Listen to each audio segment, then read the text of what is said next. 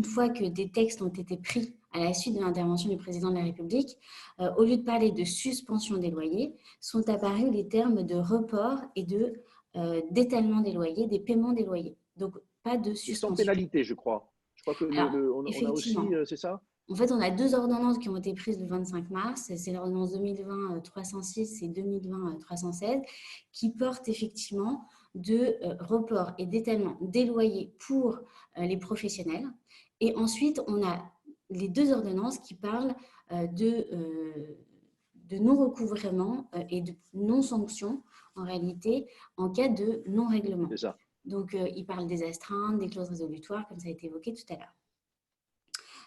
Donc, sur le problème du report et de l'étalement des loyers, il faut savoir que déjà, les critères d'éligibilité pour pouvoir bénéficier de ces dispositions sont très restrictifs.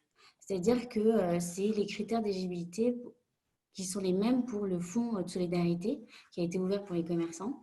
Et je vais vous donner certains critères qui sont notamment, donc les bénéficiaires, c'est des personnes physiques ou morales de droit privé qui exercent une activité économique. Ensuite, vous avez sur les effets des interdictions, donc on en parlait de toutes les mesures de pénalité financières, les intérêts de retard, les dommages et intérêts, les astreintes, ça va jusqu'à même les cautions ou les GAPD, et les clauses résolutoires qui empêchent justement l'expulsion. Ensuite, vous avez la question qui se pose, c'est de savoir quels sont les locaux qui sont concernés. Et vous l'avez évoqué tout à l'heure, ça concerne les locaux professionnels et commerciaux. Mais est-ce que ça inclut les bureaux? Et la question, c'est oui, ça inclut les bureaux parce qu'on inclut dans les bureaux, c'est ce qu'on appelle les locaux commerciaux.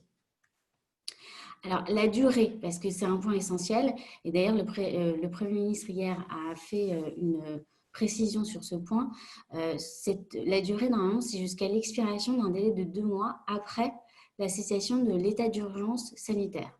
Alors, cet état d'urgence sanitaire, initialement, il était fixé pour terminer le 23 mai prochain.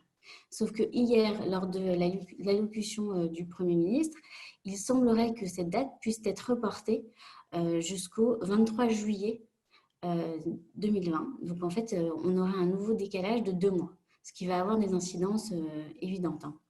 Donc, on arrive en septembre, hein, ensuite. Tout à fait. Deux mois de plus, au-delà de ce qui serait le 23 juillet, si ça se confirme.